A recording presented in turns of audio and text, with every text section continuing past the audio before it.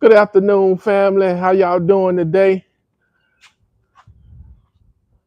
I'm gonna get my motorcycle washed up. You know what I'm saying? I'm gonna wash up all the vehicles today. Just chilling on a Sunday, trying to figure out, what I want to do today. That's the lifestyle of a retiree from the United States Army. Who? Um, if you like the content, go ahead on and give me a thumbs up and subscribe. So let me go ahead on and get the motorcycles moved out there. I got to get underneath that shade tree out there because man, this sun is right on top of my head. So let's get it going. Um, I've been aiming to do this for a while, but you know how it is. You get lazy, don't want to do anything, and you keep putting it off. Next thing you know, a few days don't went by.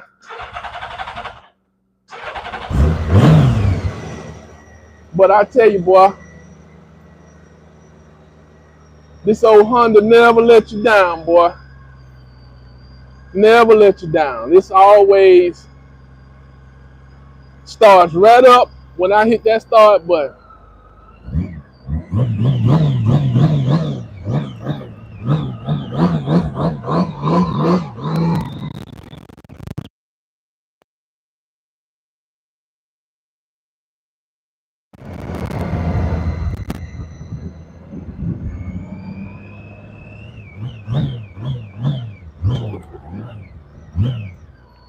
Let me get underneath this shade tree here, cause that sun is hot. But I'm in a good spot here.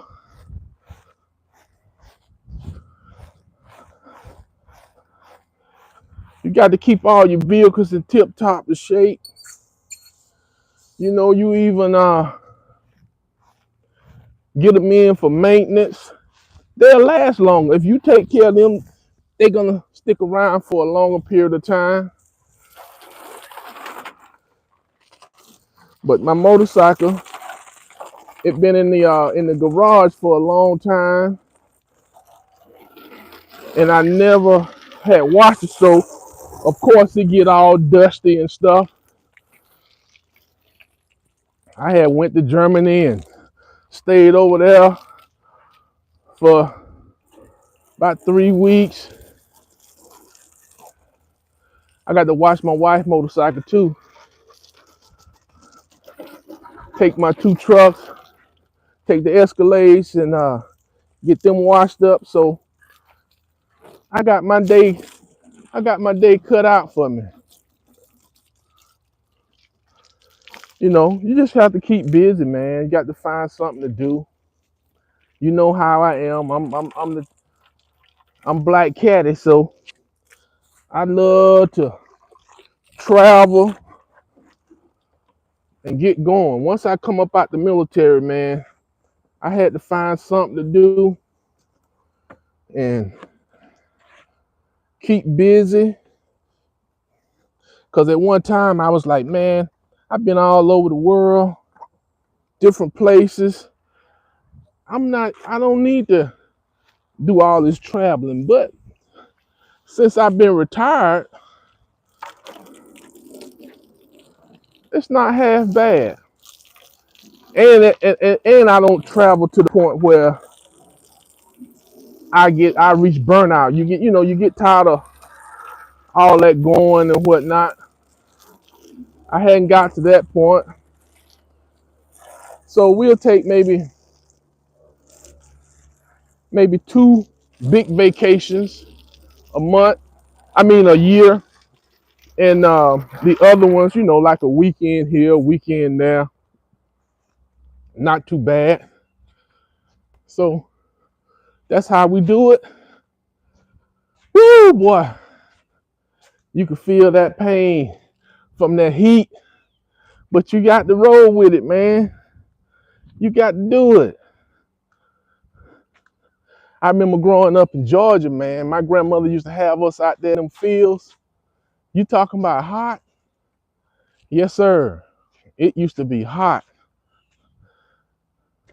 Let me find us a spot we can be a little bit closer.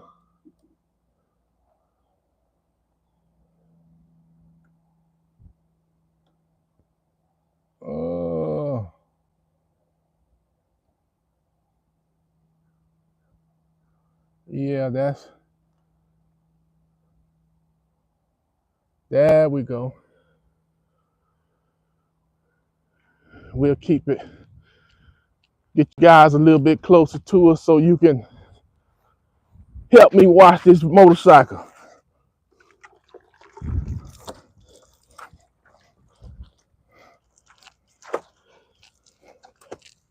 Man, I tell you, boy.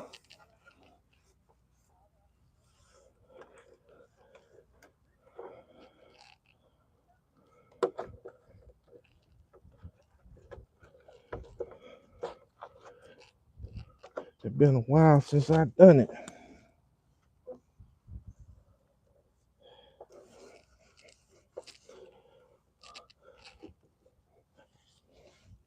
You just pull this mug out during bike week.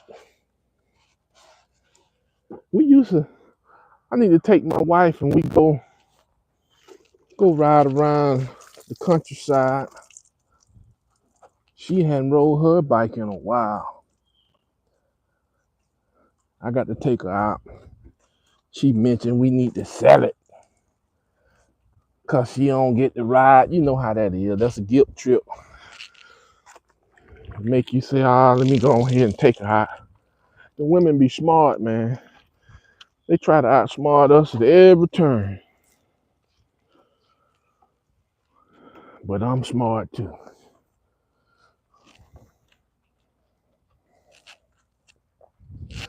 Yeah, I'm smart too.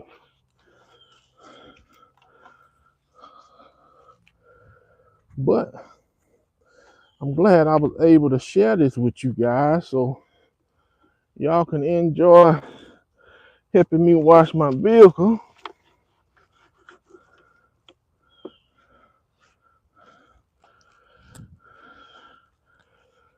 Yeah, man.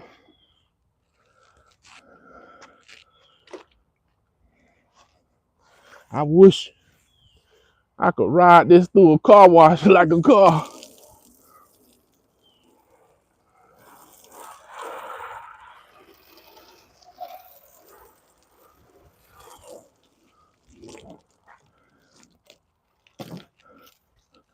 Yeah, man.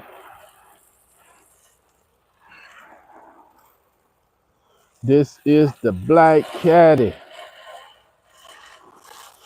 motorcycle. Do a little bit of anything, everything. You know, you got to keep busy. You know what I'm saying? I'm still a young man. Still like to get out there and enjoy life a little bit. When you're accustomed to that fast pace of life of being in the military, always on the go, you just can't just jump up and stop everything. You know what I'm saying? You have to do it slowly. And what I done was I was a recruiter was my last assignment, which means, that gave me the opportunity to kind of civilianize myself with the civilian world again. Because, ladies and gentlemen, I'm here to tell you the lifestyle of a military person and the lifestyle of your everyday civilian is night and day. I'm like, you have a training schedule. The training schedule say you're gonna do something at 7 o'clock in the morning.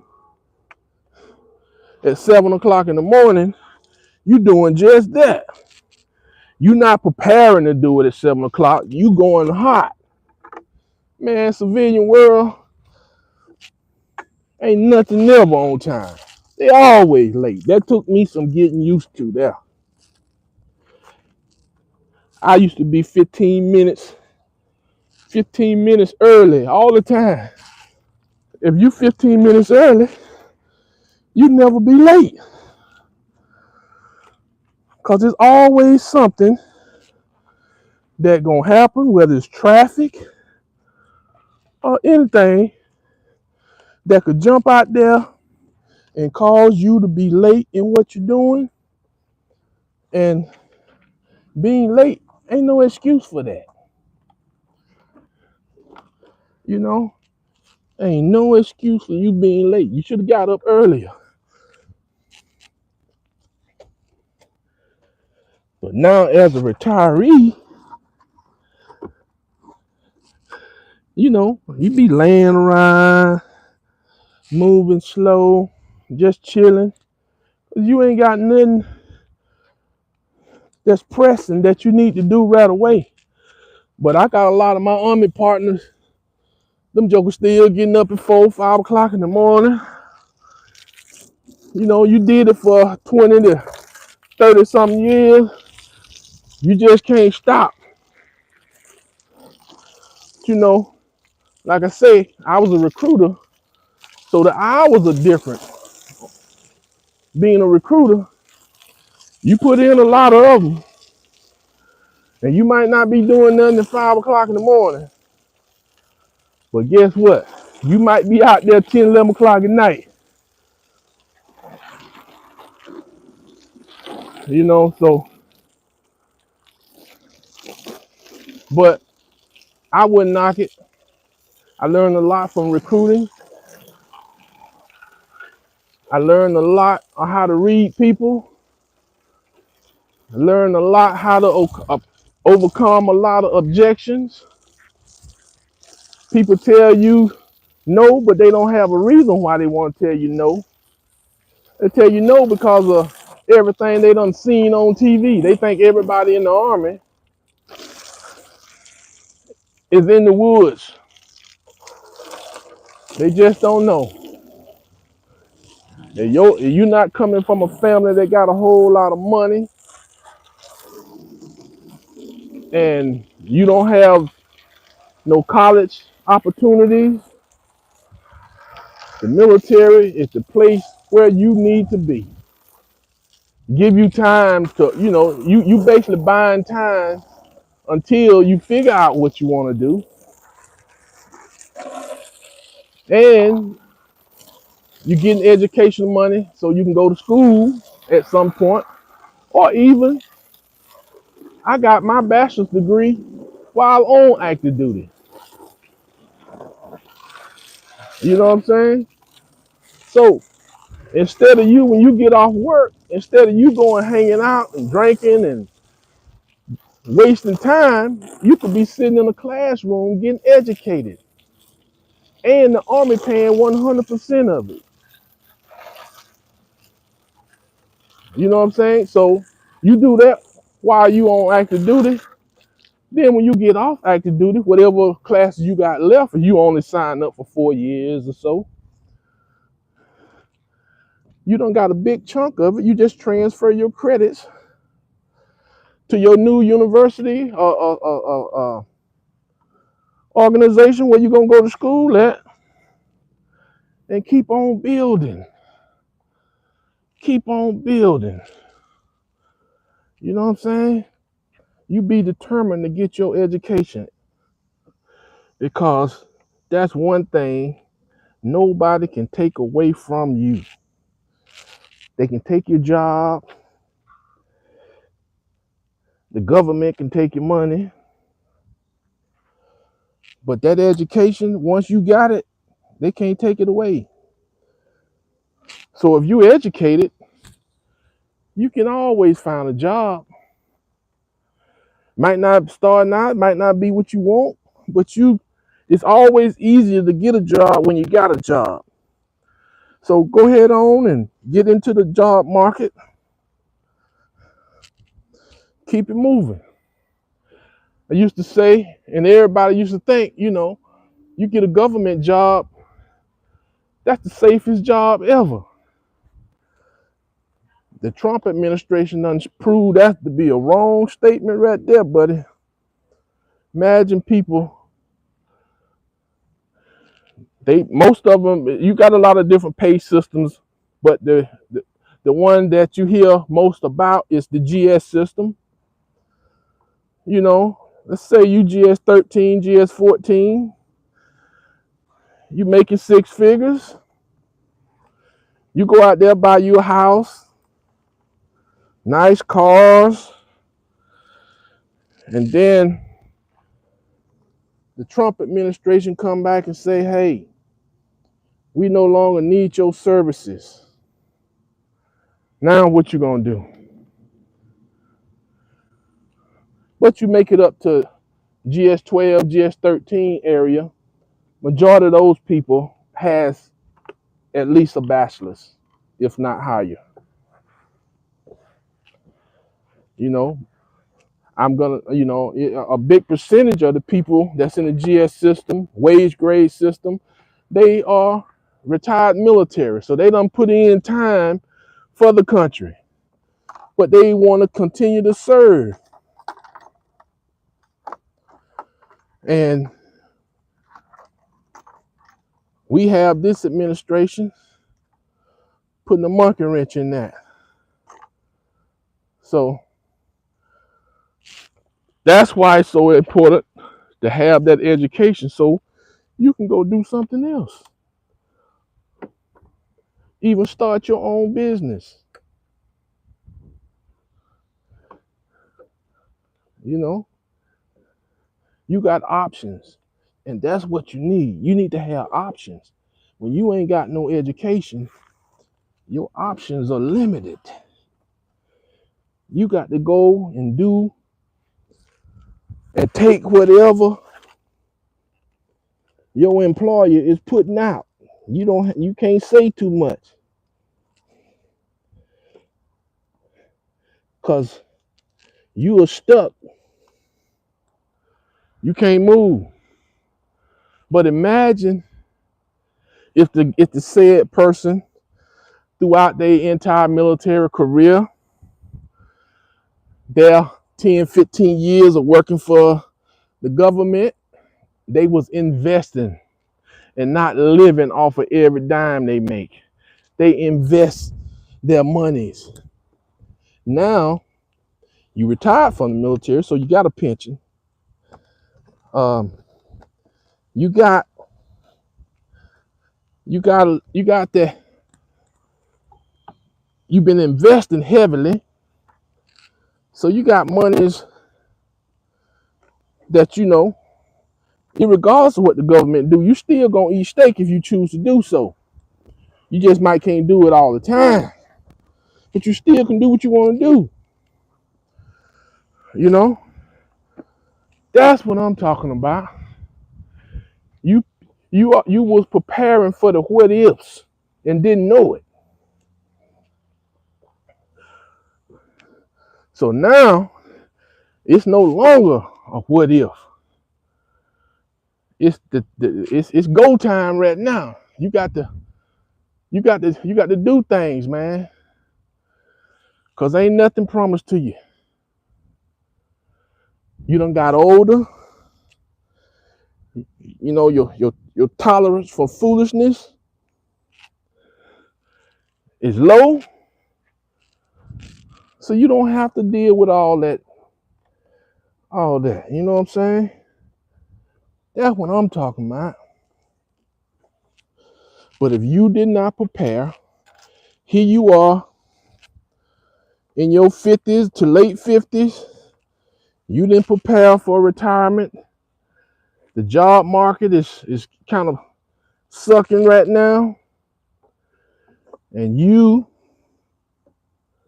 got all these expenses, big old nice house, big old nice cars, and you balling out of control. Now they done took the one thing, the one screw that held all that together. This administration has grabbed the screw and you snatched it out. Now you are in trouble. Because you've been in the system for a minute and you living like you making that kind of money. You ain't gonna be able to just go and find just the average job that's gonna be able to hold everything together. That's a bad place to be. But old Black Caddy,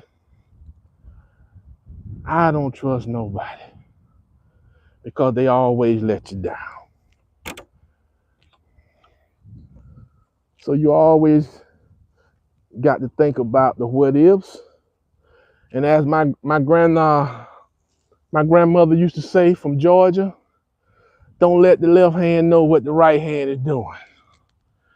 With that being said, that means take some money, invest it. Everybody is afraid to that go invest. You can't be. It's a gamble. You know what I'm saying? It's a gamble. Can't nobody tell me no different because nobody can tell you what the market gonna do tomorrow. So you gambling, you taking a chance. You get up out your bed and drive to work, guess what you doing? You taking a chance. You hoping nobody run into you or nothing crazy happen. So that's what life is all about. Take a chance. You know what I'm saying? Invest your money so you have options. Because you look at the market as a whole since it first began, it's always in an upward trend, going up, going up. But if you do it consistently over years, now you don't put yourself in a situation where you ain't got to take all that. If you lose your job, you still gonna be able to do what you want to do. That's what I'm talking about. Yeah. Young kids, you go in the military at 18 years old, you can be 38 years old and retired. Yeah, you invested right. 38, you ain't got to work no more. Yeah, 38 years old. Go home and go look at some of your classmates. If you older than 38 and see how they living. It's sad. It's so sad. But it's happening to a lot of people. If you don't plan, you don't make good plans,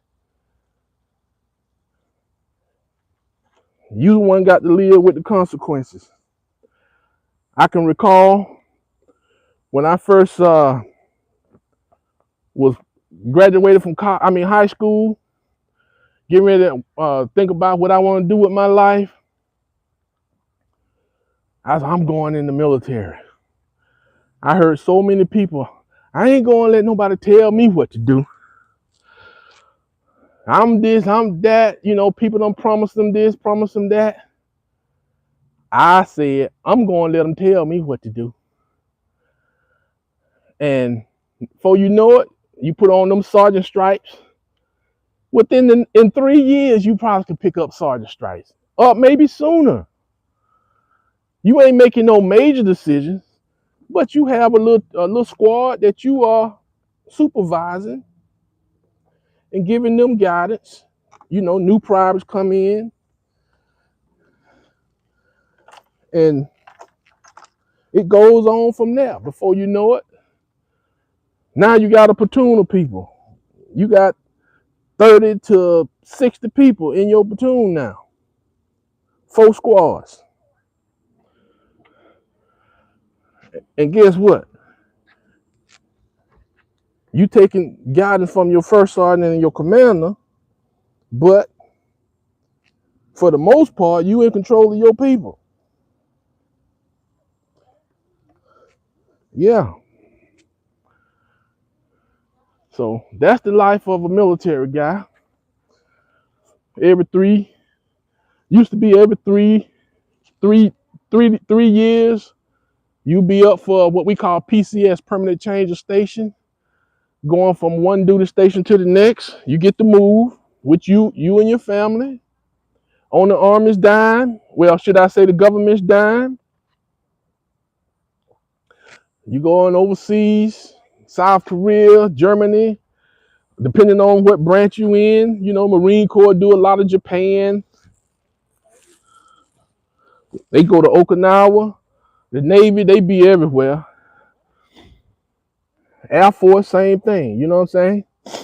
I ran into a lot of, you know, not a lot, but a few of my classmates overseas. We just hung out for the weekend, just chilling.